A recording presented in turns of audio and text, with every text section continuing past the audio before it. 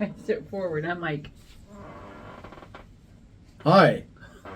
How you doing? I really want to be on that side starting next one. I don't like this profile part of my face.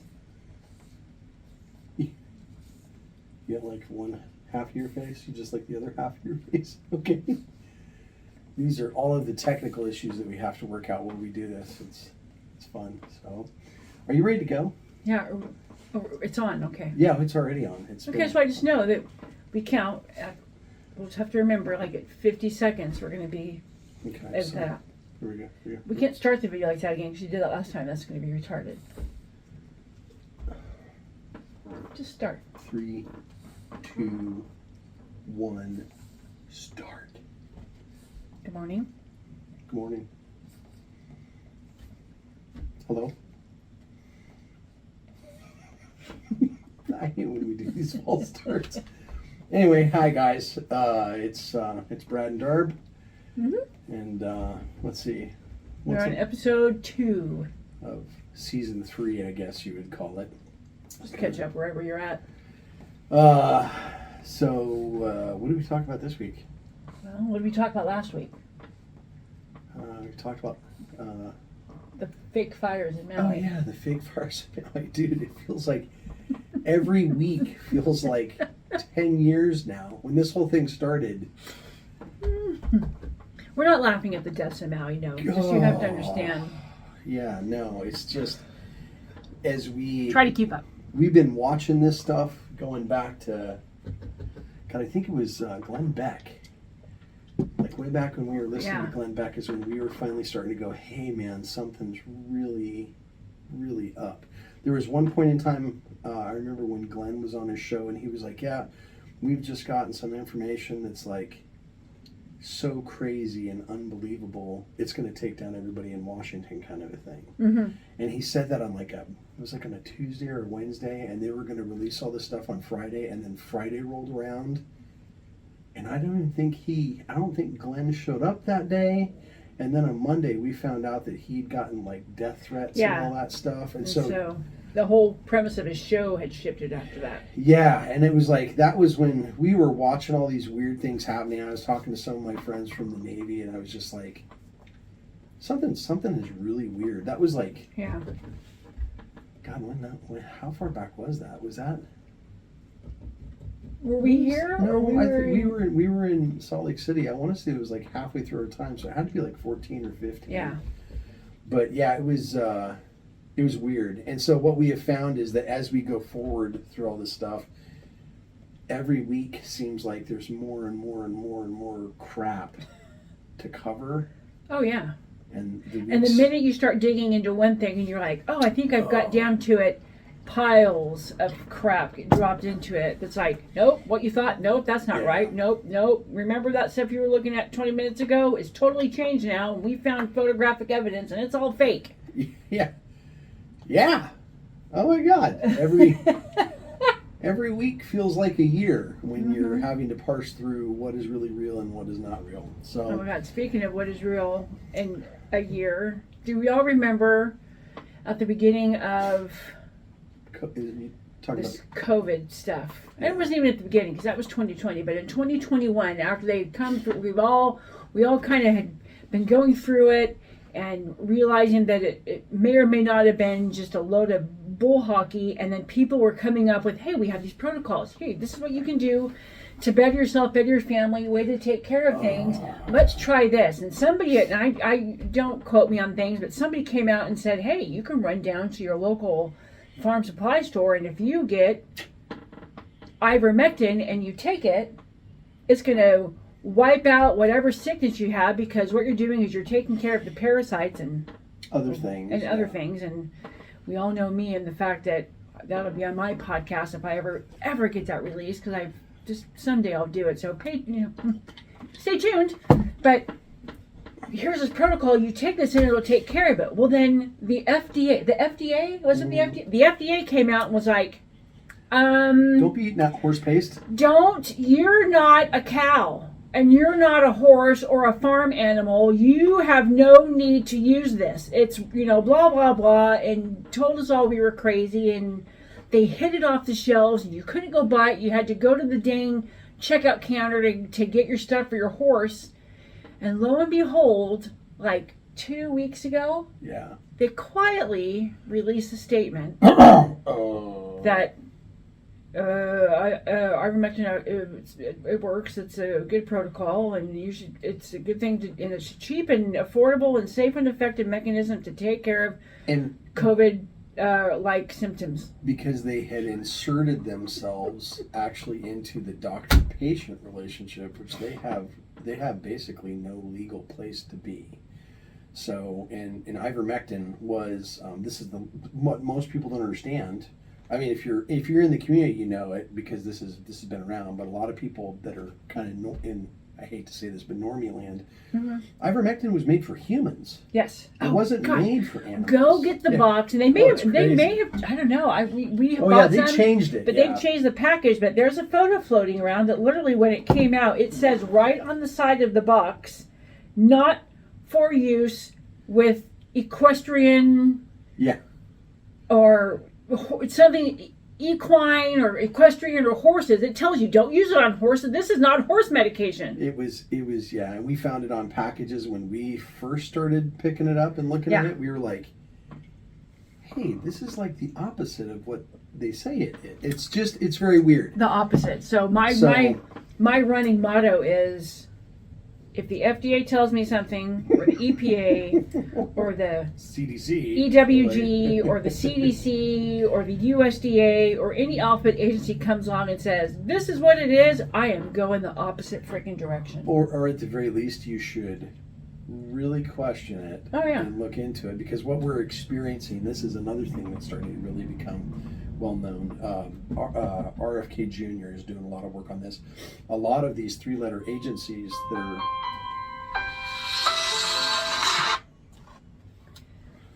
are at church or in a movie theater, Mr. Gates, we should silence our telephones. Yes, we should. Holy cow. So the regulatory agencies, they're captured. What is happening is people that are in the industries that are being regulated wind up going over to they wind up going to work for federal agencies, and then they're, for lack of a better word, they're paid off to change all the regulations so that at some point the industries actually own the regulatory bodies outright. And they do what they're told to do by the industries that they're supposed to be policing. It's pretty rotten, and there's a lot of that is really starting to come to light. So at least if you're seeing some edict, question it, really do some deep dives, digging into it. Ivermectin, they turned it into horse paste and cow medicine. And it was literally a medicine made for humans, and won all kinds of awards for the treatments and the uses of it.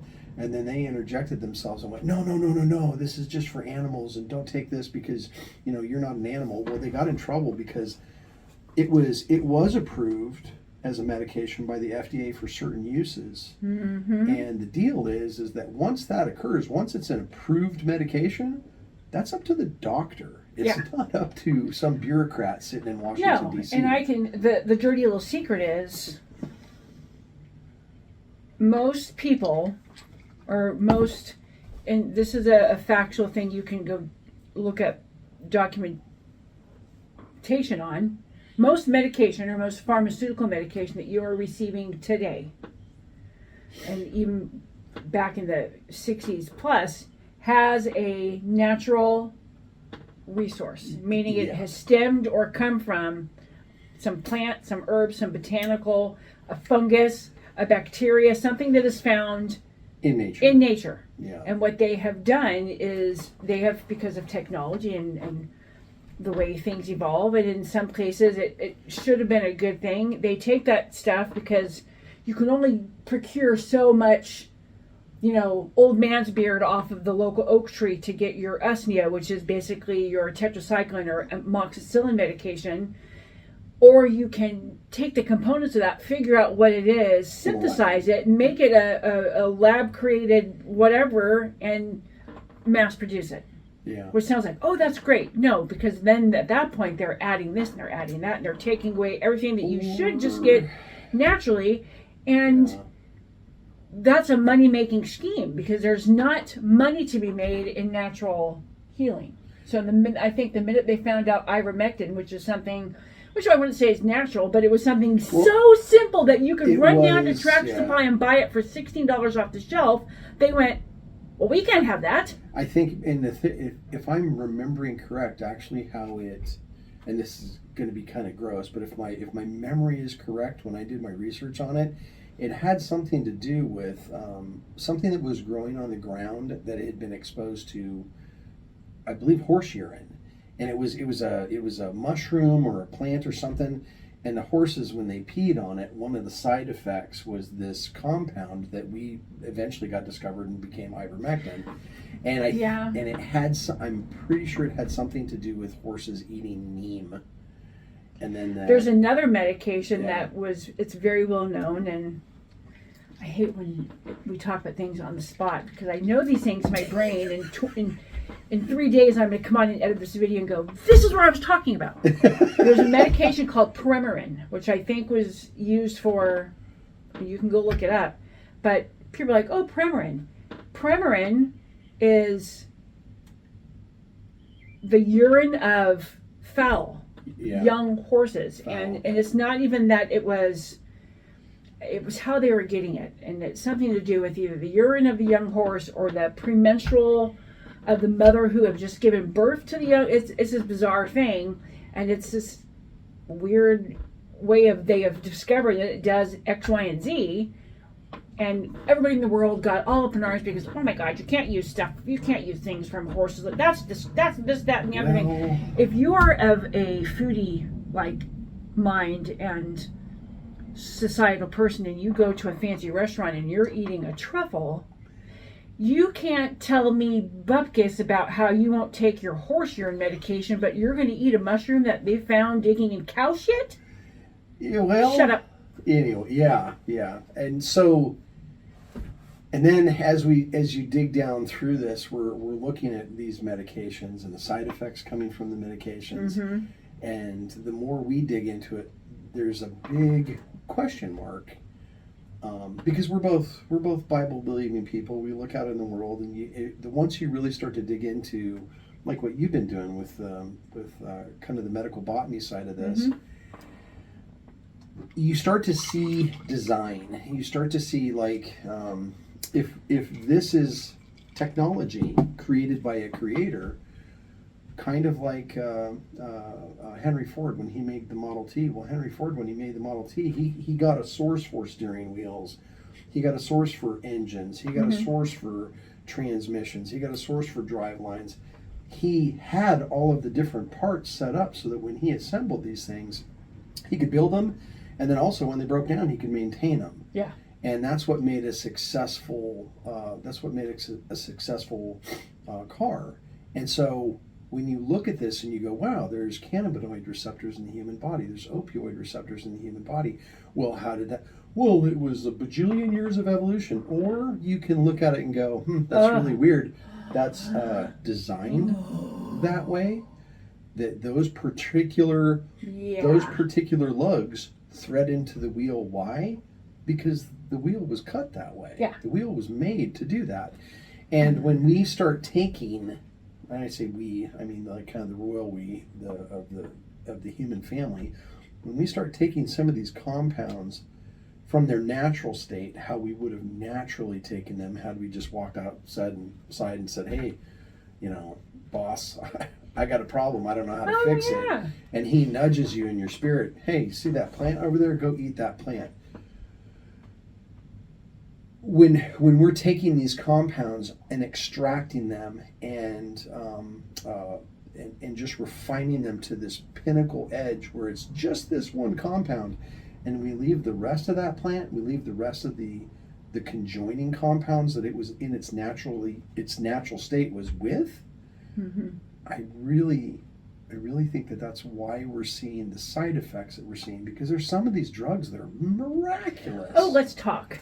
But the side effects are atrocious. If you are a traveler and you have decided that you're going to, on your bucket list, or the last thing you're going to do, or even if you just want to go, but you're going to go to Peru, and you're going to climb Machu Picchu, and you're going to go to these places that you want to climb the highest mountain in the world, and you go to this area. When you get there, you are required at the base of it, and it's probably not at every place, but there is a specific trail that people go to climb, and they go to this village, and at the base of this village is a cafe. And at the cafe, they tell you, okay, your guide, we're going to go do this, but you must go in and drink all this tea. Yeah. And you're like, okay. Well, this tea is full of a component that is like anti-nausea medication, and it helps your body adapt to the fact that you're climbing.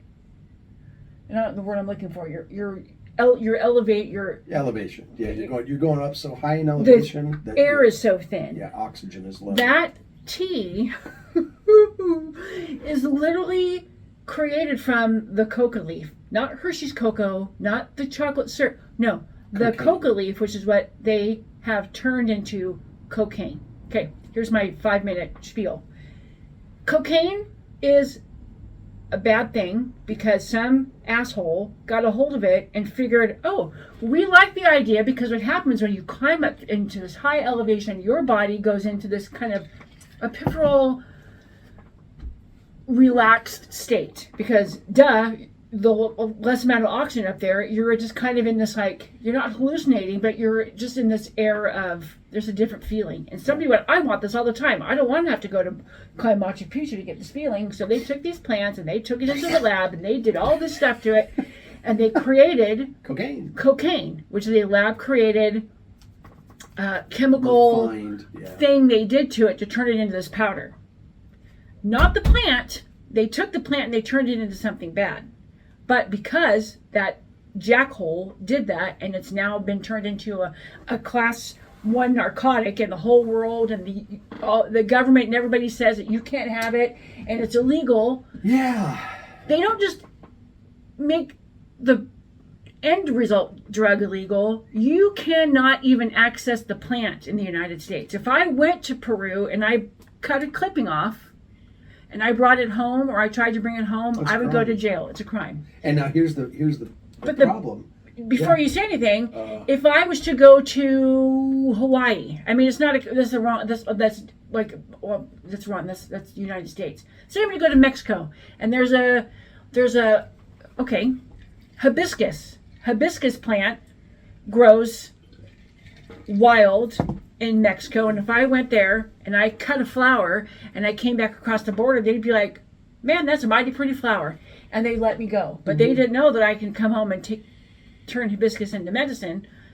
You can. The point being, if I take this plant and I just wanted to bring it home because the cocoa leaf itself is anti-cancerous, it's antimicrobial, it's anti-parasitic. It's basically, if you had one plant, if God said there's one plant that grows on earth that could cure and remedy almost any disease you throw at it, heart disease, cancer, diabetes, thyroid issues, liver issues, kidney issues, gastrointestinal issues, skin issues, brain disease, it's the coca leaf. Yeah, coca leaf. But we can't touch it, and you can't even get the seed and grow it here. Yeah. They will come, if they find out you grow it, I don't know how they find out, but if they figure out you grow it, they don't just cut the plant down, honey. Oh, yeah. They burn your land.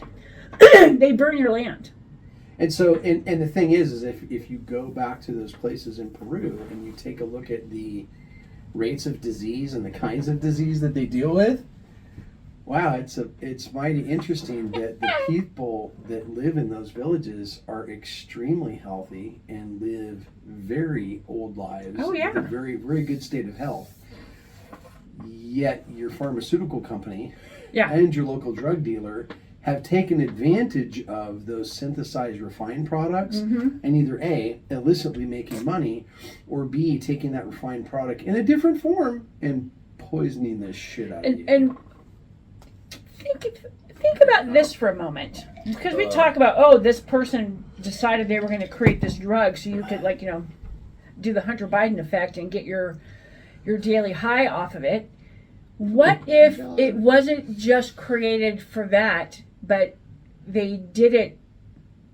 This is probably, I don't know if I'm making any sense. What if they created this horrible drug and released it to the public? Oh God! Purposely, Yeah. just so you could not access the medicinal properties, because that would take down. Yeah. That would take down the oncology department. That would take down your cardiologist department. That would take down anything that does neurological area. Any gastrointestinal. Because I'm telling you, go take 20 minutes and research. I'm not making this crap up. You can research it. PubMed. The articles are on NIH. It talks about that if you just steep the tea, or you tincture the leaf, or you, God forbid, you can even chew it, your body reacts to it, and things will remedy and fix itself. And again, can't have that. And before you go down this conspiracy rabbit hole and just write us off, go take a look at the timeline for Rockefeller and his interactions with the ADA, and his interactions with getting rid of any homeopathic practitioner. They basically did everything they can to make all of that against the law. Oh, yeah. And that if you wanted to be a doctor from then on, you had to go to Rockefeller You had to schools. sign on and buy into their program. And Rockefeller School, Rockefeller Medicine, and look at the timing between that and the 1934 Narcotics Act, which is what made all of this stuff illegal. And you're going to go, wow, look at the people that were involved with it. Then go look at the list of people that were involved with Rockefeller. Oh, yeah. You're going to be really shocked. The entire medical system, the way that we have it now, it's what we were just talking about. It was captured. It was captured 80, 90 years ago. And we're now living in a world that is that captured medical system. And that captured medical system is about making money. It's not about making people's lives better. No. And so the more you read there the is Bible, no health in healthcare. Yeah, the more you read your Bible and the more you dig into understanding how God created man, and then understanding how God created the world that surrounds man, you're probably going to go, oh, hey, there's a lot of this stuff that he created, and it's been hijacked. Yeah. So, and they don't teach you that. And they don't teach you that. They don't want you to know that. They don't teach you that in normal school, because not that everybody who's going to school is going to become a doctor, but you should have some kind of educated background on how things are, history, how things were, because history can be repeated, history can change, it's updated, and the more facts are found. It's not that we're altering history, but we're adding to it. But certain groups of people will alter history because they won't teach you it. They won't give that information in school. When you become a doctor and you go to medical school, which I've never been, but I have plenty of friends that were, there are certain things in the medical industry they don't even touch on. We watched a whole program, I think we talked about it the last podcast we were on, called Remedy. And there's a doctor that talked about, you have to go to you have to go to college for so many years, and you have to go to medical for so many years, and then you have to go to an additional medical school for your field of study for so many years. And 2 weeks out of that 11-year process was, this is what a vaccine is, this is what you do, this is why you give it to them, and that's it. And that's it. And the other thing is, too, is people go, well, medical, a doctor, by the time he is through with all of his schooling, that's a lot of education. Well, that education, as we're finding out, that is a double-edged sword. Is it really education, or is it indoctrination? And I think that segues into... I think that's a segue into our entire purpose of this podcast, 20 minutes into it. We were sitting down this week over coffee trying to figure out what we were going to talk about, and lo and behold, the last, I would say, 6 years. well, 6 years we've been here. We came from doing a church plant in Salt Lake City, Utah, and we showed up here about 6 years ago. This is not where we had intended to move, so we were already kind of going, hey, what are we doing here? And in time of prayer and really questioning what was going on, because we've been heavily involved in ministry. That 7 years prior as part of a church launch, and then probably another 4 or 5 years prior to that, even when I was in the Navy, I had this really weird set of circumstances happen to me when I was in the Navy, and I acted more like a chaplain, I think, to a lot of people than anything else. It was a really bizarre experience, and I think that I literally got involved in ministry not through going through seminary, but by joining the U.S. Navy is how it happened for me. Yeah, it was a very strange circumstance. Well, we got here 6 years ago. We're praying. Why are we here? What are we doing? And we start getting things like, go visit churches. Don't get drilled down into a church. Go visit churches and take notes. And we're taking notes. We're doing a Bible study once a week through the book of John and then into the book of Acts, and doing a lot of A/B comparison and a lot of taking notes, because I'd worked for Navy contracts before I was ever active duty, and so I had a lot of experience examining organizations and kind of figuring out how they worked, where things didn't work, what things worked better, and a lot of that was private sector business stuff. And then my time active duty, which wasn't really all that long, but it kind of put the other half of what I had done before then, and so I was able to see it in a much more complete picture. When we started doing that with churches, we were like, wow, there's something really missing to church. And then when you looked into the history of the church, back to the book of Acts, and then the church history, the first, second, third centuries, early on in the Roman Catholic Church, the Romanized part of the church, you're like, there's a lot of stuff in there that we don't see in the modern church, and a lot of stuff in the modern church that we don't see in there. And it was... something's really gotten wrong. And one of those things was education. For the last, I would say, 100 years, education has largely been a secular thing. Yes. And that was by design. There's a lot of Prussian roots, and if you've listened to us in the past, you understand the Prussian roots of it. But so one of the big things that we got for, hey, if we're going to be doing a church, it's education. Education in children, and helping parents, helping assist parents raise good kids was going to be a huge part of whatever this end product of all of this work he had us doing was going to be. So we have older kids. Yeah. My oldest, our oldest is 27. Our youngest is 19, 20, and so they had come out of the system.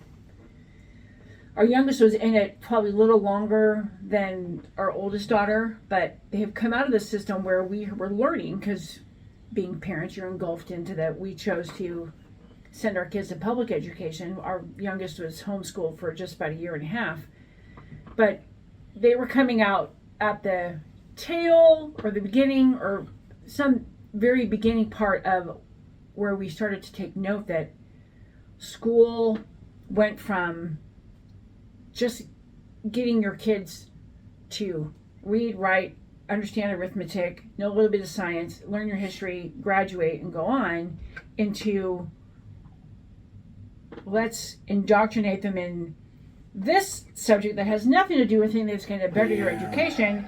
And then outside of indoctrinating you into, things like gender and feelings and this, that, and the other thing, where the other 80% of school is going to be, or that's even too high, 60% of school is going to be, let's get you ready to take a test. Yeah. So they test prep you.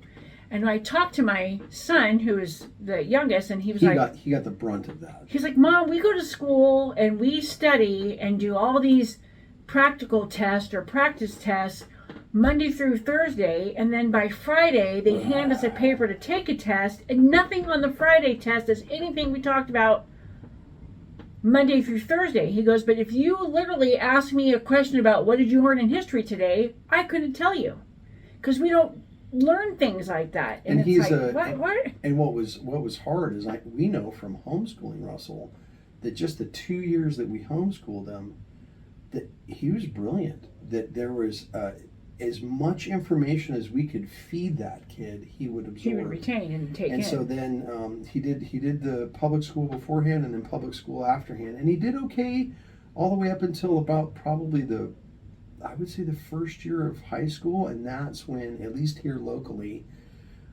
all of the political ideology, weird, no child left behind, we're just going to test, and here's this list of crap that you have to memorize just to pass the test.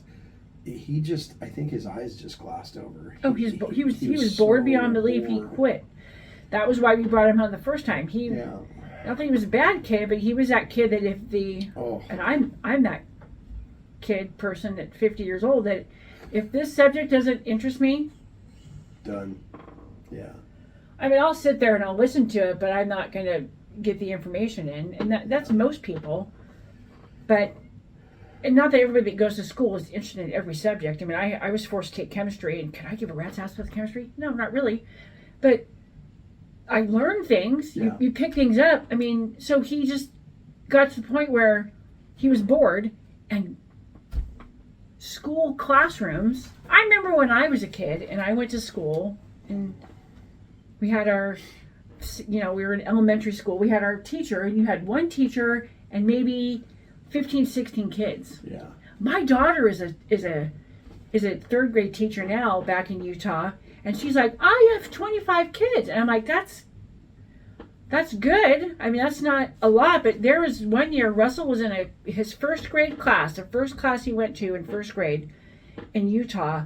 He was one of 36 kids in that class, and they had to split that class 2 times a week to send to other teachers for other subjects, because one teacher and no parent volunteers. No, yeah. Nobody would come in and volunteer and spend time in the classroom with their kids, which second segue into what we're talking about is, if you're going to teach your kids, and who's better to teach your children than the person that's raising them? Yeah, we've sat down and we actually wrote out a God, I don't even know if you want to call it it's like a mission statement or a call declaration to action. Of action. Yeah. What we'll do is we'll leave a link to it in the notes. Mm-hmm. And this was I think the real school thing that started to hit about 2.5, 3 years ago. Trent and I were driving around one day. I help a buddy of mine who is he's an HVAC guy, and funny enough, you can't find kids these days that will do the kind of work that he needs help with. And so he's got a 50-year-old guy helping him basically do 20-year-old work. Mm-hmm. And we would talk a lot about, how do I hire somebody who can do this? Well, and they're not giving them that set of skills. They don't have the kind of pain tolerance, I guess you'd say. It's an uncomfortable job when you crawl up in an attic and it's 130, 140 degrees. It sucks. And so the kids are not trained with the kind of tolerance to uncomfortable circumstances. Yeah. They don't have the right work ethic. They think coming out of school that every job that they're going to get is going to be a computer that's the thing job, that we need collar. To highlight. Work ethic. And so the thing. And so we would sit and have these long talks, and we drove by an abandoned school, literally an abandoned school that's in one of the towns around here, and he goes, someday I'd like to own that and turn that back into a school. And we were in the process of our notes, and we were already getting this. It's the kids, stupid. Yeah. It's the kids. Pay attention. It's the kids. The enemy's attacking the kids. And now we really see that with the trans stuff and just all of the woke ideology, what the kids are coming home with. Con Inc., Conservative Incorporated is just bloated with these stories, but it's real. And what as parents, we saw it was real. We're like, oh my God. And so the school aspect of this is going to be super important. So we sat down and part of this note taking that the Lord was having us do, we're sitting here going, okay, well, they've gotten away from the parents. They're really big on trying to separate the kids from the parents. And the parents at this point are so busy trying to chase the mortgage and trying to chase a new car and keeping up with the Joneses. And I've got this water ski and I've got this side by side. Or, mom has got, her new hair. Nobody's paying attention to the kids. And the enemy is like right there, like, I am. I got a plan for them. I'm going to fuck them up so bad. Yeah. And so we as the church, and forgive me if you don't like my language, that's too bad. There's a reason why we call it the Sky Balloon Show. Go look that up. I have no problem calling a spade, and I don't care if you don't like the language. Sometimes you need to hear that because we're not in a good place, and we're going to have to move away from this place. Sometimes you need to be told, get your hand off the fire. And so that's if the language is hard, okay, every once in a while, it's not going to kill you. So schools, we're going to have to, the parents are going to have to get past that, and they're going to have to be going, okay, well, who is it that's going to pay for my child being turned into a moron? Well, ultimately the parents are. Yeah. I don't know if anybody's paying attention. The dollar is not going to be doing really well here shortly. It's already doing pretty bad. But our idea of how we run everything is, and we just print money, in the entire economic system that we currently live in, it's going away. Yeah. And so the idea that I think some of these things where we take the old people in our lives and we pack them off to a home and we ship them away. Or we turn them into presidents. Or, oh my God. Anyway, yes. That idea, one, it's not biblical, and two, it does a great disservice to the patriarchs and matriarchs of our families. Yeah. And it's the result of having kids that are too me, I focused and not very bright. You have to sit back. I mean, if you are of intelligent thought and mind, you have to sit back and go, I love my kids, and Johnny, Mary, Steve, whoever they are, and we have lots of friends who have little kids, and we love their little kids, but you have to look around and you have to go, I'm such and such age, and my friends' kids are of such and such age, and when I'm gone, those kids are who come behind us. Oh, God. Those kids are who are going to be where we are 20, 30, 40 years from now, and they are going to be in positions of power and positions of authority. And you have to look and go, and Johnny's over there eating the crap out of the grass. That guy's going to, and everybody eats dirt as a little kid, but I mean, he's rolling around. He's been told it's okay for him to think that he's a cat. And we've put the litter box in the hallway of his school so he could identify as the cat. Or he's. But he's a girl cat. He's a girl cat, and he's also a deer half the time. Yeah. And that person's going to lead the free world in 30 years. And part of the problem was when we sat down and the boss was having us do our initial, like, I hate to use the word, but critique. Like, just write down everything that's going on in church. And now, what are the derivative problems? And what we found was it was church, then business, then civil governance. And then basically you had this problem where the enemy would just come in and occupy everything. And that enemy occupation led to a problem with malaise. And in John, that was what Jesus or Yahushua was dealing with right away with the miracles, was let's deal with this malaise. And then the malaise would put him into the church, which would start this wheel of turning things back around the right direction. Which your church, business, civil governance, get rid of the enemy occupation that's causing all these problems. And so, and this was this wheel, this was this, how do you build this community that the Lord was giving us, and going, okay, take notes on each one of these things. Well, what we started to see when we were looking at civil governance and business is, wait a minute, I used to think that these people were like, they were adults. when you were a kid, you looked up and you saw the adults, you saw the people who back then are the grandparents, and you go, this current crop of leadership, and and I'm not trying to be critical, but people who are 50s and 60s of years old and are running businesses, they're running churches, they're in the civil government, you're like, they're not their grandparents. No. They do not have the kind of stick-to-itiveness. They do not have the kind of decision-making skills. They do not have the kind of integrity that their grandparents did. And I think the grandparents, it's not like the grandparents just sat down and went, we're going to be the best people. No, it was just a byproduct of the society and the way they were being raised. They were a better generation of people. There was no superfluous crap. And if there was, it was nipped at the bud by their parents. There was an entire generation of people that probably tried to, I don't know, what was a big popular thing in the 30s and the 40s, and their parents went, there's no freaking time for that right now. You got to get out there and plow the yard. You got to go out there and pick the corn and tend to the horses and deal with the cattle. We don't have time for your bullshit. Do you want our farm to go under? Do you want us to? We're already in a depression. We don't have time for your crap. So pull your head out of your ass and go do your job, Bob.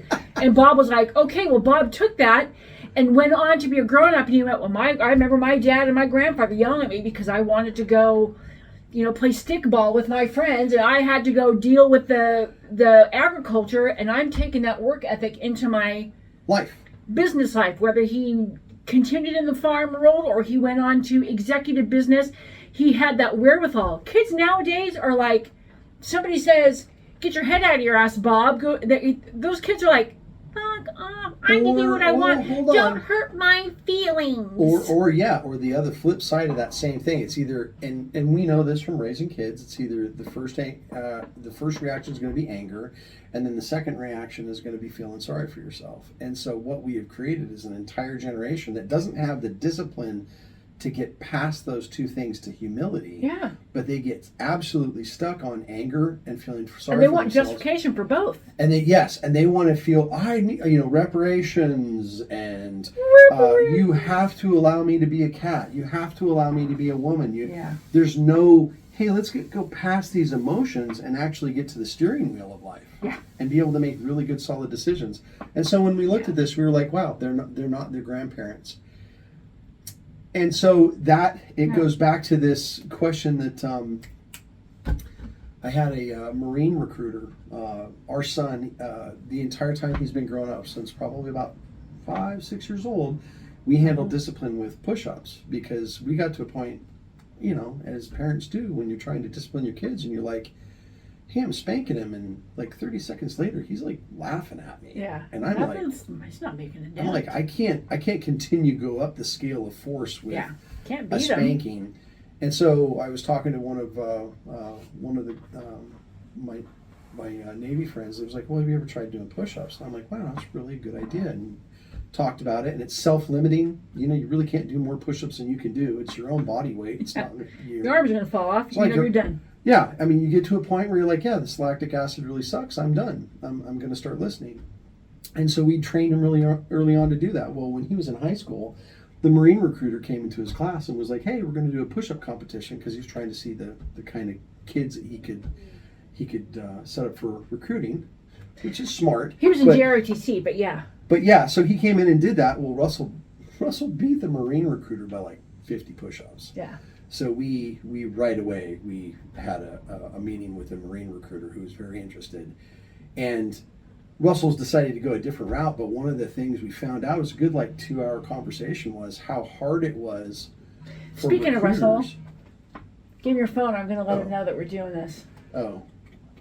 Keep going. It's real life. Yeah. So,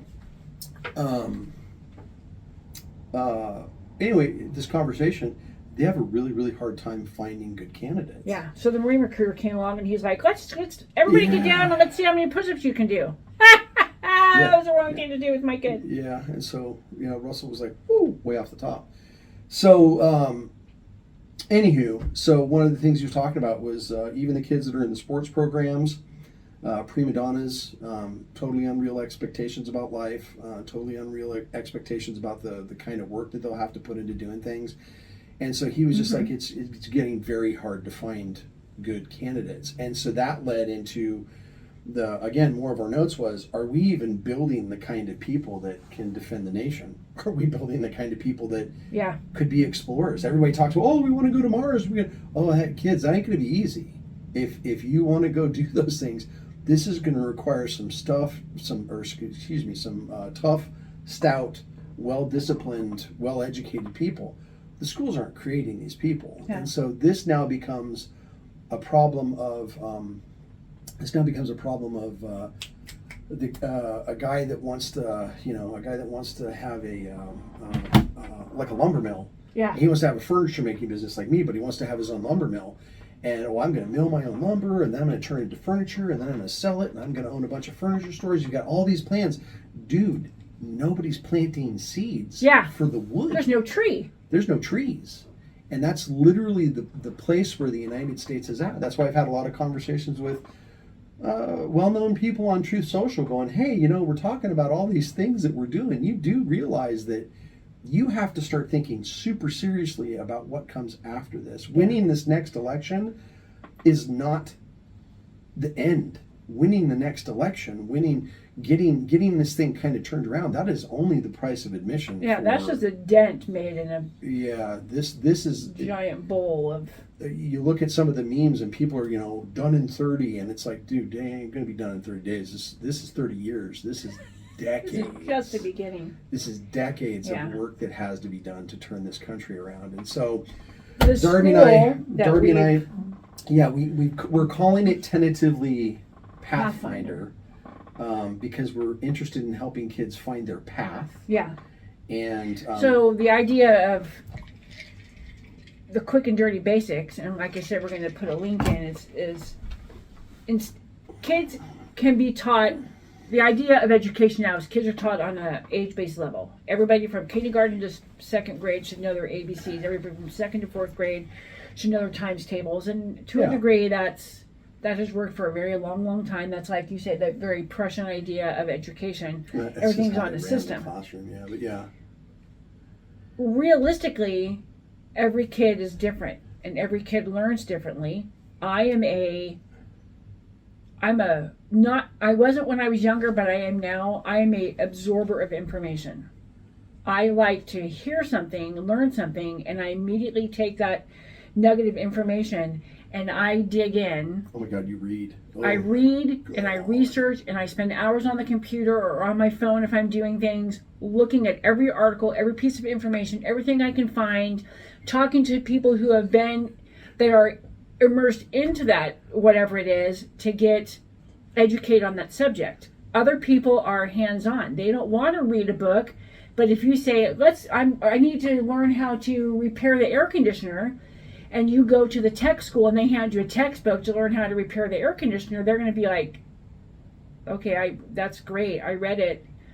Where's the air conditioner? They need to take it apart. My kid was a kid that took things apart, got into his dad's shop, found tools, and Russell, what'd you do? I took it apart. Why? Where's all my goddamn tools? I wanted to see what was on the inside. He wanted to know how the thing worked. Yeah.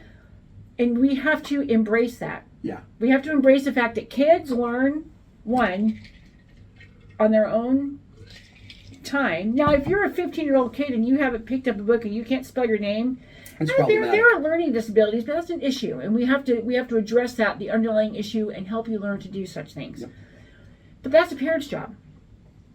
Parents are the ones that rear them, and they raise them, and they love them, and they change their diapers, and they teach them how to eat solid food after drinking breast milk, and they teach them that they can't have a hot dog before the age, not because they probably wouldn't like a hot dog, but if your kid is under the age of 2, you wouldn't give them a hot dog because one, they don't know how to chew it, and they'll choke. Yeah. So common concepts of common sense. That's how we like to run this school. The idea is there is not enough skills and trades of people to, if the world goes to hell in a handbasket, which it is, but it all stops tomorrow, we're not going to have enough people in the world that know how to do A, B, and C to get it back going. They're going to know how to play Call of Duty. Oh, God. And they're going to know how to, make your TikTok video go from 3 minutes to 10 minutes. But if I tell them to go outside, I need you to run the water from the well so we can water our garden, they're going to go, what? What's that? And So that's what we're looking to do. And what was really weird is about halfway through all of Practical living learning skills. About halfway through all of our church stuff that we were doing, we started to get some crazy stuff, like 2018, 2019, of like what to get prepared for, and we were like, what are you talking about? Yeah. Things just what are we preparing? What do you mean preparing for what? Everything is just kind of going crazy. What do you mean kind of get prepared for? Well, by December 2019, I was listening to the John Batchelor show, and I was hearing the first little inklings about the weird disease stuff overseas in Asia.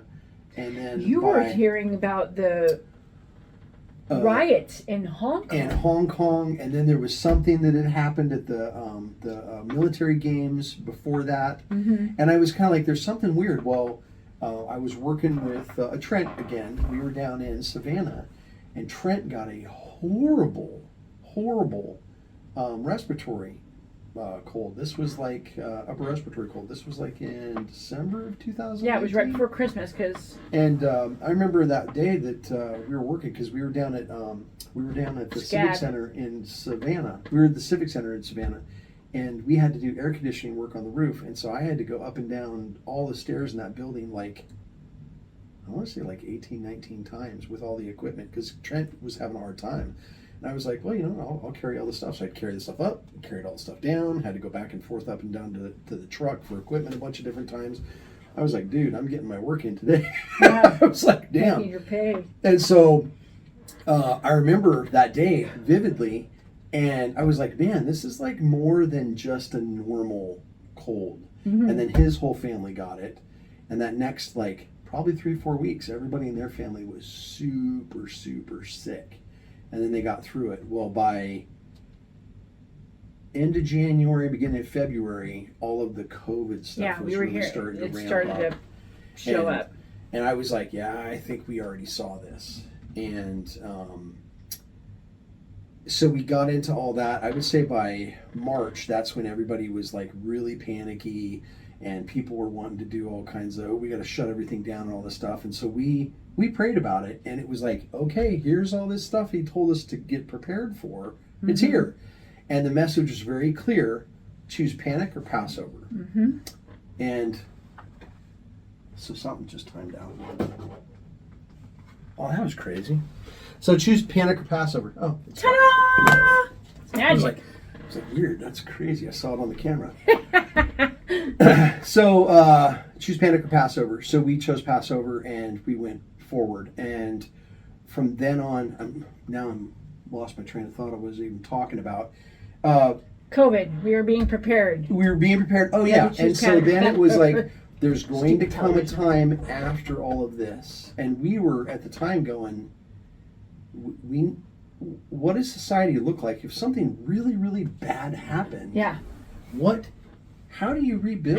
That's it. How do you rebuild? And so we had talks about, and I even had talks with our sheriff about continuity of government. And it kind of came out of nowhere. It was like, and I kept getting messages about, you're going to call up Washington, D.C., and nobody's going to answer the phone. I even told the sheriff this. You're going to call up Atlanta. Nobody's going to answer the phone. They're going to be too busy dealing with their own problems. And a lot of this authority and decision making, it's going to come down. Yeah, to a local level. And it's going to be up to the local people to be responsible for the things that you would normally rely on big government to take care of. Mm-hmm. And I just kept getting that hammered over and over and over. And part of that, again, was the education thing. And so my thinking has been this. The whole time that we talked about it was like, so if things get really bad, is it going to be the president and senators and bureaucrats and military leaders that come out of Cold War bunkers, and they're going to be out there planting crops? No, it's going to be freaking The Walking Dead, and everybody's going to have their little factions, and you're going to have to come together with your community. And it was like, no, it's going to be the average Joe. Are we teaching the average Joe to do that? Yeah, what are we teaching them? We're not making resilient people. No, I can't say everybody, because we live in an area. I will say, in our part of the world, we live in an area where a majority of the kids in this township, in this county, are farm kids. their dads and their grandpas are Yeah. farm kids, and they have learned, or they should be learning, the idea of a day's hard work. You know, you go to school and you come home and you have to work at your farm or on your ranch or what you're doing. There are lots of other places in the country where that's a foreign thought. I mean, God forbid, have you seen there's a video, and I can post that link. I mean, we laughed at it, ha ha ha, how stupid, but it's a legit video where this girl is wandering around and so scared because if the store shuts down, she won't be able to get her food because the food comes from the grocery store. Literally, yeah, I mean, it's scary to think that you can't run down to Safeway or Ralph's or Smith's or Kroger, wherever you are, and grab your box of stovetop if the world goes to hell in a handbasket. But it's not the end all be all. If you're doing it right, you should be able to go outside and cut your wheat down and get your grain and go pick your corn or pick your peppers and your tomatoes. And maybe if you have a cow, you might have to sacrifice one of the 30 head of cattle you have to have beef, and then the other cow is going to provide your milk, and then you have a pig for your bacon, and then you have your chicken and your eggs. No, honey, just because Walmart closes, it doesn't mean that you're going to starve to death. And that literally was an entire generation of people are versed on, it's all handed to them. Yeah. And when that goes away, it goes away. And that goes back to what I said way earlier.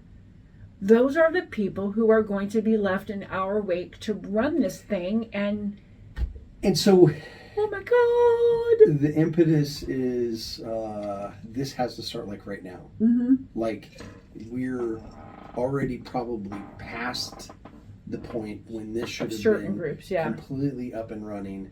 And the thing is this, is you can go, and because I grew up in Montana, and so everybody up there has a certain degree of like a survival mindset, and kind of the original mindset is, oh, you know what, something bad happens, I got my guns and I can hunt, and we've got our cabin, we can go up there and we can live our life. Well, that's the first 6 months, that's the first 9 months, maybe a year. That's not complete. No. And so what we really started to get as we're digging through the Bible and as we're going through all of these notes, the Bible's not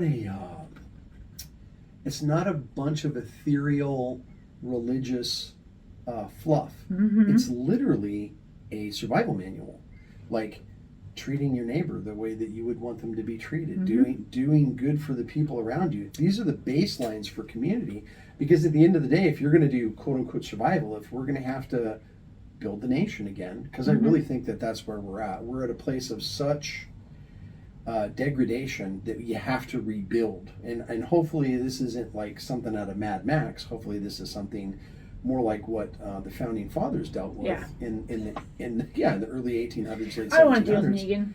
But you're dealing with that level of stuff. We're going to have more technology, but then the problem is too, does anybody know how to make the technology work?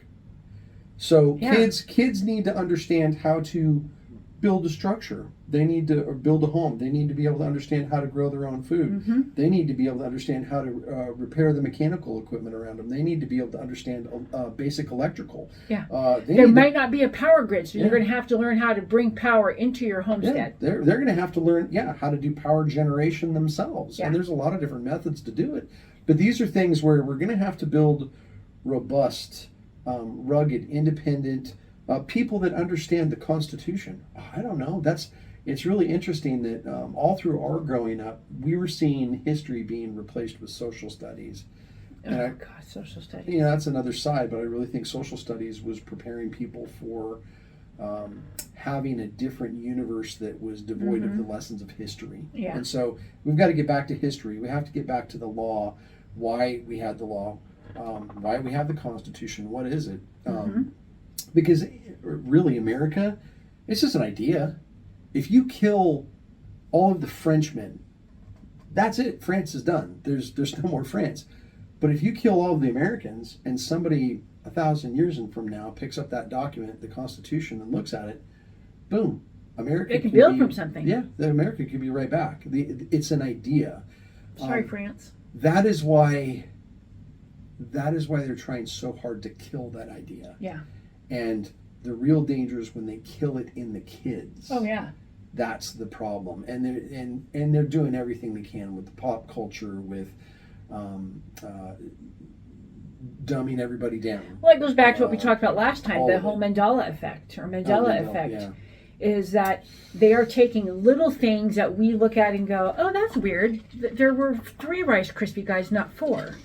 SpongeBob didn't have suspenders, he only had pants. I mean, things that you look at and go, huh, and then you just pass it off as norm.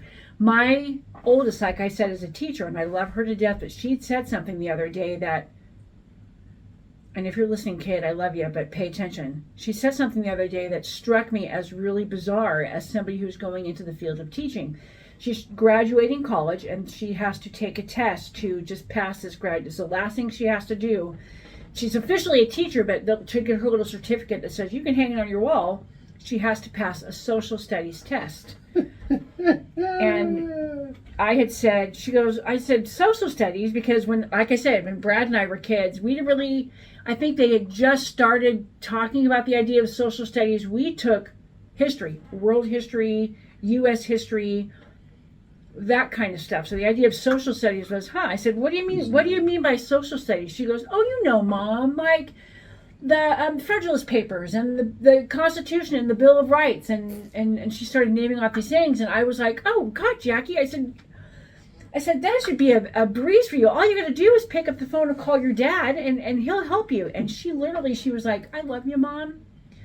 She goes, but I thought about calling Dad and asking him for help on how to study. She goes, but I literally just need to learn what I have to learn to pass this test. I don't have time to learn the Constitution and then have him tell me for 45 minutes about why the Constitution or why this is wrong or what they're doing to the Constitution or the Federalist Papers or why it was written and what this guy is doing.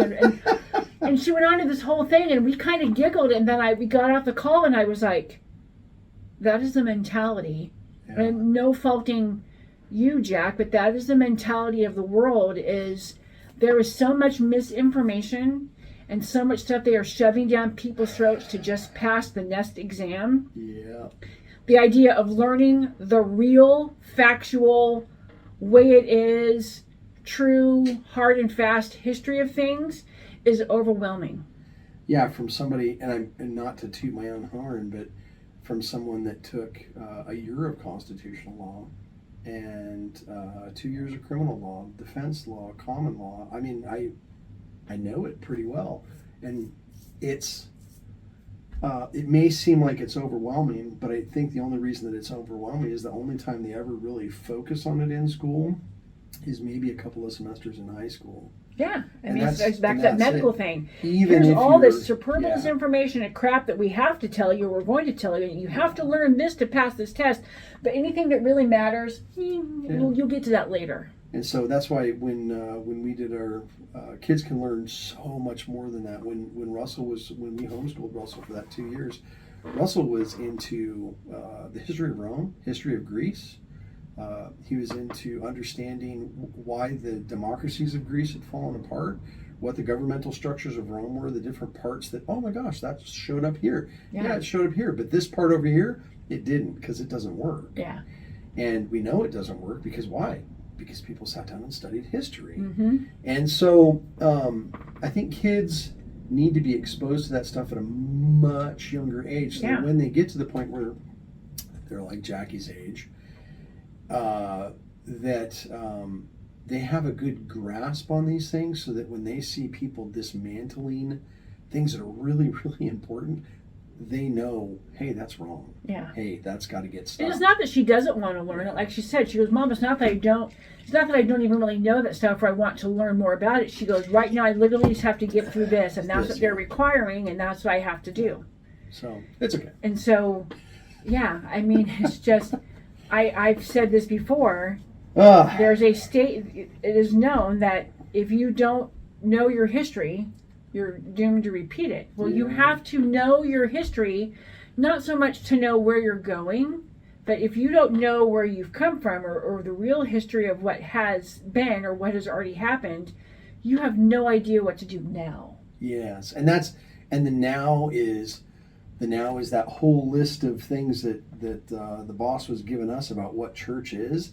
It's because the decisions where we want to go, all those are going to require decisions that are made kind of in the now. Yeah. And our people are just not prepared for the now, and so we have to really backtrack. Not And at all. that's the amazing part when we try to talk to people about some of the subjects we talk about. Their eyes glaze over. They roll in the back of their head. They're like, "Oh, I can't deal with this. I'm already dealing with X, Y, and Z." And it's like, man, you don't understand. You're in a house that's burning down. Yeah. And now you've got to start getting prepared for the day after it's burned down, Yeah. and you're sitting on the front lawn with whatever stuff you were able to get out of the house. Mm-hmm. And so, yeah. So the school Pathfinder, like I said, it's part of it is we really want kids to be able to find their path. The other part of it is I have some Cherokee background, and Pathfinder's a well-known thing in Cherokee history. So it's like we were just kind of like, hey, it's a name. It's a good placeholder name. I'm actually in the process of talking to other people that have. What's weird is it's a different name, but as I examine their concepts and why they're doing it, I'm like, hey, hold on. It's like they're looking at the notes that you and I took, and so hopefully there's some path forward with that. But what we would like to do is set up a school that's not typical. This would be something where the parents would come in and actually do the teaching. This is probably something that's going to be more geared initially towards homeschool parents that are seeing the problem, that are awake to what's going on, want to get involved with educating their kids because they understand the skin in the game angle of, hey, if my kids grow up to be dumb, I've got problems down the road too. And so, and they're having the right motivation and focus for raising their kids, what they want their kids' future to be like. And so they're at that point of wanting to be involved.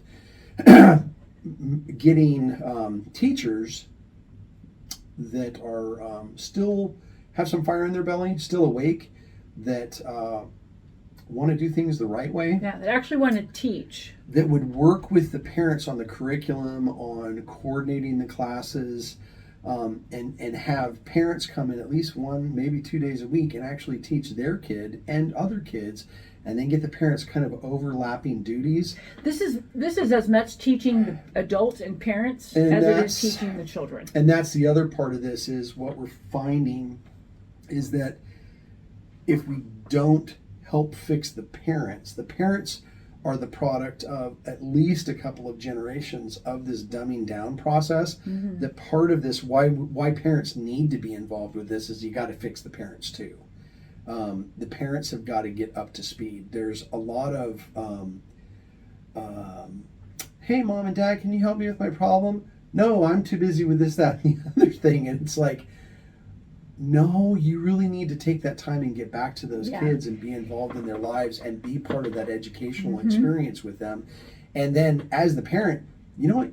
You need to know that stuff too. Oh, yeah. And there's no more time for, hey, mom and dad, I need help with math. Yeah. And you sit down with your kid to do math, and you're like, this isn't the math that I knew when I was a kid, so you don't know how to help them. Yeah. And so you leave them to their own devices. Because their own devices, it's not their devices. That is literally the point where the enemy goes, oh, the parents aren't looking. Oh, now we got drag queens doing story hour. Yeah. Now we've got, hey, we're going to turn little Bobby into a girl. And you're not even going to know. It's not even going to get your permission. Oh, and if you try to interrupt the process, we're going to have CPS come out and take your kid. When we were kids.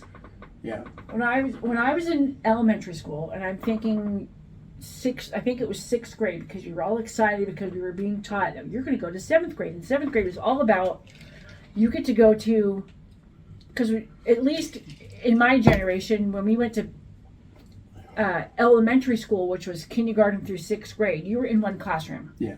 Every year you had one class. You got to go to the library a couple times a week, and you got to go and special kids got to go to like a reading group or something, but there was one teacher in one class.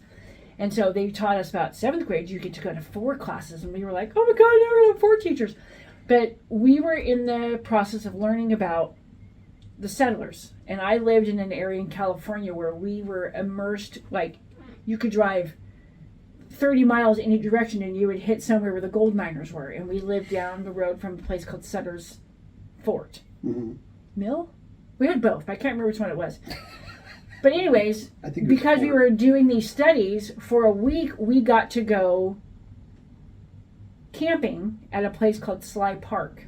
And we went camping there because they taught us about the miners, people traveled thousands of miles from the East Coast to go claim gold in California. During the gold rush, yeah. And so they had to like pop up their tents and their whole families would live in these little factions or cities.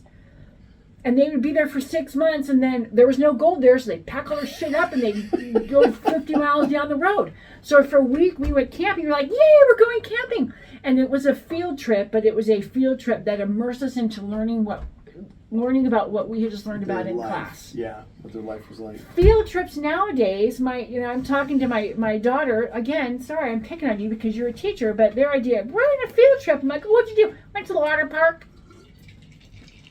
Yeah. What are you learning about, like Atlantis and No, we just went to the water park. I'm like, field trips had a purpose years and years ago, and so my brain goes in our little school that we're doing every day when you're not in your classroom with your teacher and your parents. You're going to go on a field trip, and you're going to today class. We're going to take a group of 25 kids, say, and they're going to be ages from whatever's a safe age. You're going to go out there and let them use garden implements, okay? Or we're going to go out, anybody that would be willing to use tools, and we're going to go out and we're going to build a chicken coop. Yeah. What are we learning while building this chicken coop? One, we're going to learn about agriculture, and agriculture is going to cover science. And we're going to learn about how do you build a chicken coop? Well, you have to take this wood and you have to cut it into these sizes and you have to put it together at these angles. That's going to cover your math. Well, of course, you're going to have to learn how to read the blueprints or the things that we wrote down, so you're going to have to learn how to read. That is life applicable studies. Yep. That is immersing you in the skill and the thing that you're doing, and then you retain all that information, and kids will walk away with, I built that. Yep.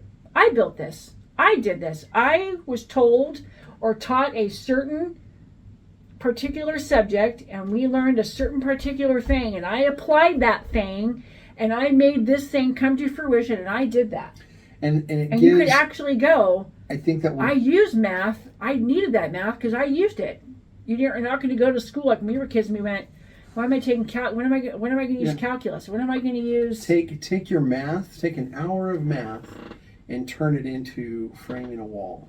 Take an hour of math and turn it into how you're going to plot rows in a garden. Take an hour of science and go, this is the fertilizer that you need to have. This is the nitrogen. This is the... You can test your soil, and if this soil is too acidic, you can't grow this plant here. And so these are the kinds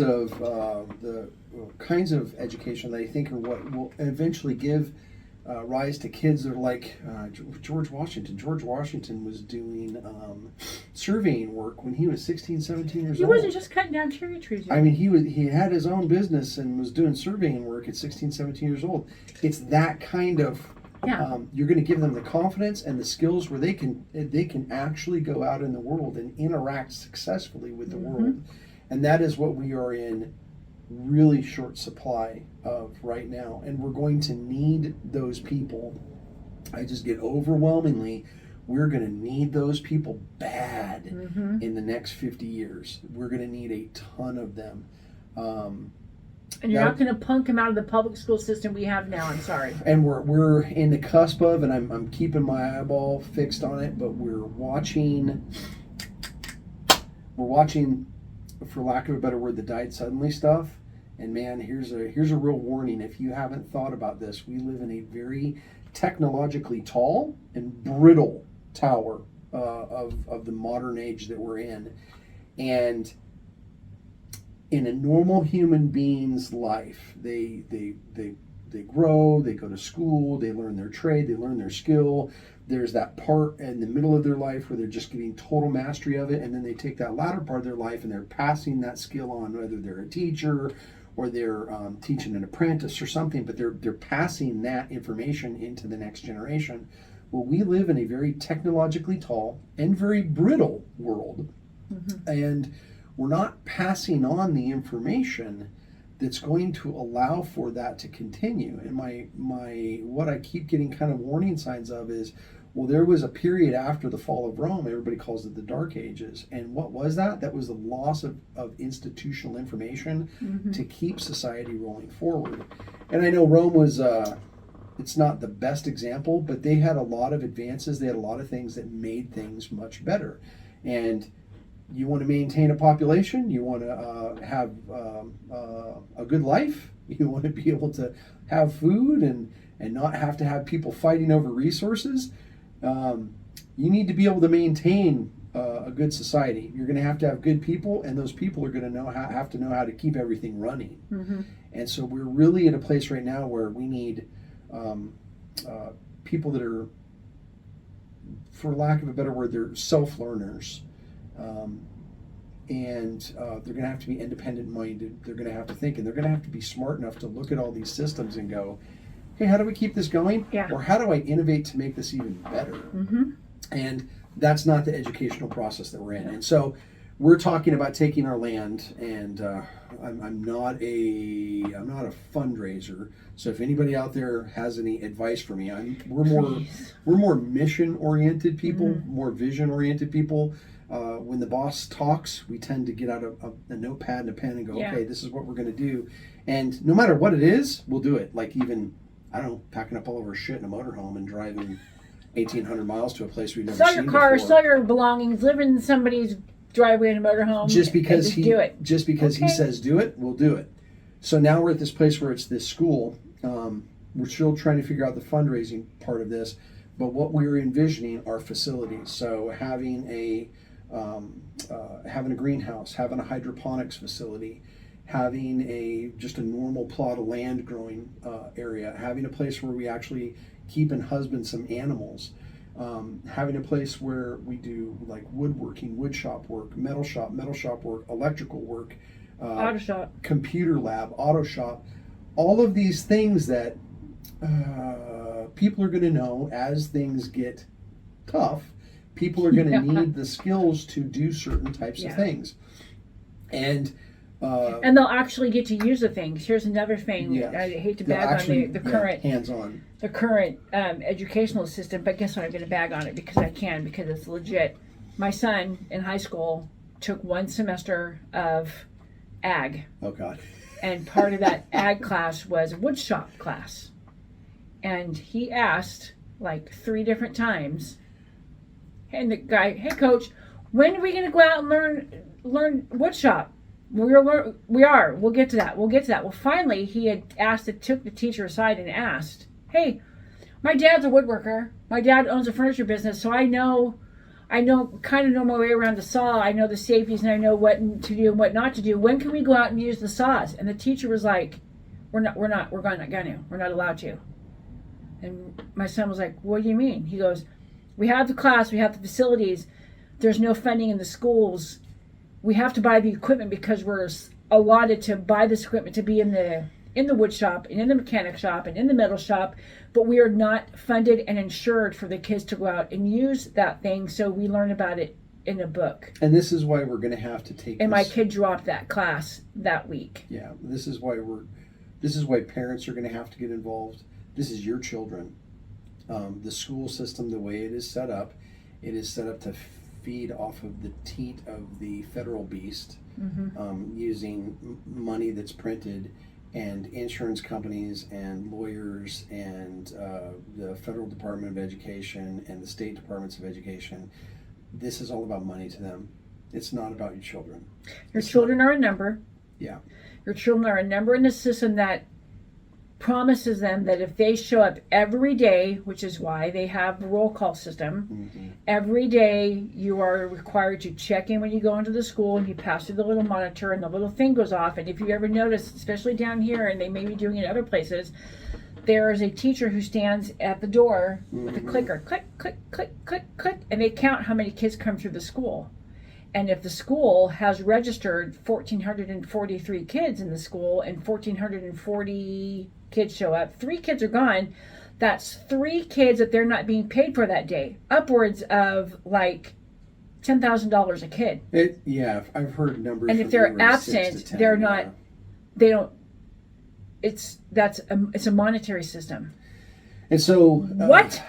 And so yes, and it's money making. It's a bunch of back end industry. Title I, Title II. We're a Title I school. We're a Title II school. These are your children. This is literally the future of this country, and so that's what the boss has given us about education. Like I said, we're talking to some people that are running. They're trying to start up some schools that sound to be very similar to what. Like you said earlier, we prayed and prayed and prayed, and we talked to God, and He gives us His information, and we have all these notes and notebooks full of things that we're God has said to do this, and this is what it looks like to us, and this is what we think it's going to be. But oh God, we're praying for funds, and we're praying for resource, and we're praying for the way to do this. And then bam, you're watching something on True Story. Maybe I'm watching something, and here's Tim Kennedy, and he's like, "Hey, we're starting these schools." I wasn't going to drop into all that, but yeah, it's the Apogee program. Yeah. We're in the process of. But the idea is that there's we're in the people process out there of feeling it out, and there's other people out there that are seeing the same thing. We're kind of at a point where we don't have a choice. We're going to wind up doing this, whether it's with them or not. Yeah. I don't know. Everything that I'm seeing from them, it looks like it would be a good partnership, but we'll find out. And maybe we're not at a place where they need us to be to do it, but either way, we're going to do it. We're being told to do it. Yes. And so we're doing it. We're back in this place where we're packing up our motorhome and getting ready to move wherever it is that God says us to move, and we're not having to physically move. I don't think this time. Hopefully not. I hate that. But one less person. But we're being told to do something, and so we're like, okay, yep, we're on board. And then I think that this is going to be something that if we can make this successful and we can do it properly, this is actually a model that I think can be replicated anywhere. Yeah, it can be replicated anywhere, and I really think that it's something that churches, if they're really interested in being the church, and when I say being the church, I mean like capital B, capital E, being the capital C church. It really needs to be something that the church is focused on, because and it's like I said, he's taken us through this big circuitous route, and it's because there are key things that the church has just said, oh well, we'll let government do that. Yeah, well, government's like basically trusting a prostitute with your wallet. I mean, this is retarded. And so it's something that churches are really going to need to look at in the future if they're really serious about following the boss. And so, like I said, we would like to build a model here of whatever that is. Yeah. And then whether this is something that's through the Apogee program, and like I said, we're not really, we're not really sticklers on what it's called or who gets the credit, as long as the mission gets accomplished. Yeah. That's really what we're looking at, and that this idea spreads, that you correct the parents, and I don't mean but I mean you get the parents back on the road. Yeah. There's a lot of families, their cars in the ditch. And we've got to get the parent involvement is key. We got to get the American family back up on the road, Yeah. and we've got to get the kids moving forward towards the future. So I don't know what else. That was a big part of our week, though, is going through all that. I mean, that's kind of it. We've come full circle, at least on this one, because that's what we're talking about. It's just, yeah. Here's a synopsis if you missed the whole first hour and 23 minutes of this. God tells us to do something. We're doing the school. Parents have to be involved in the school. The kids are going to learn skills.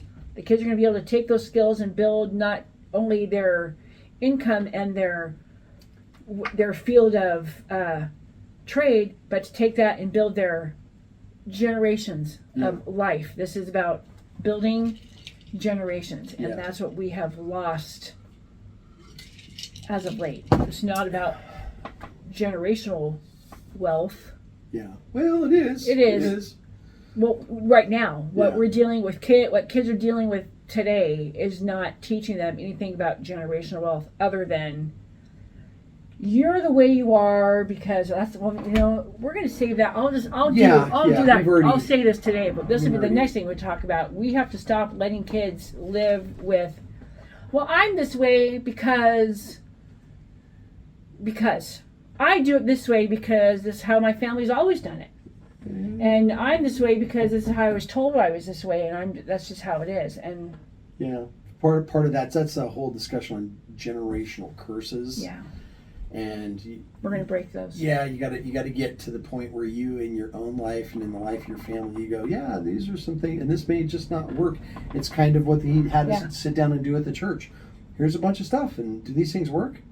No, not really. No, you wouldn't do this if I were running a business. If like the boss were like my boss, like he is. But I mean, if it was a shoe business, you wouldn't run a shoe business like that. You wouldn't run a car business like that. You wouldn't run a therapist's office like that. You would. Well, excuse me. Maybe you would run a therapist's office like that. Sorry, therapist. Anyway, sorry, therapist. Anyway. So just Yeah, you wouldn't run any organization like that. Previously on the Skybone Show. Okay. That's what you can get up for next week. Anywho, we love you guys. I think that's. I think you talked your ear off long enough. Okay. If you have any questions or comments, just go ahead and throw them in there. Other than that, hit like and follow, whatever. Depending on Spotify, you'll find this on Spotify. You'll find this on YouTube. You can find this on Rumble, BitChute. Who uses BitChute anymore? I don't really understand that program, but we'll put it up there. I'm trying to put it on BitChute. BitChute's been giving me some. You can follow me on Instagram, and I have a little bit on TikTok. I'm on Twitter. Nobody follows me on Twitter, but I'm on there. I promise, I said this last time, it still hasn't been uploaded, but I will have a more natural path talk podcast called The Boho Experience. And someday, if I can get tech guy over here to upload my stuff and do stuff like this for mine. It'll be uploaded. We're going to try. But you can find me at Bohem Holistic on Twitter, Bohemian Holistic on Instagram, and True Social. Nobody follows me there, but I'm there. And Boholisty on Facebook. And I know all these stupid social media monikers, but they won't let me have the same name across all these places because they don't want you to have all the same followers. Because God forbid you get all the right information out. There's my conspiracy rabbit hole. No, it's on purpose. Yeah, it's all on purpose. It's all. Brad doesn't have half, but he's on Facebook. Piratus Civis on Instagram. He's got one post. Go like him. We're gonna make him do more. Yeah, I've been Piratus Civis and God, I think I'm probably still up there. Magfed Gunfighter was the paintball one, but there's nothing on that one either. So we came here and we're learning them. Way more important things that we had to deal with. Yeah. So coming here, but anywho, love you guys, and it's been fun. We'll let you go. It's been real. I think that's it. Real fun. Bye. Bye. Me in old casino, cleaned my pants and hung him out to dry. Drown the town of Reno, leave the lights on, let him die.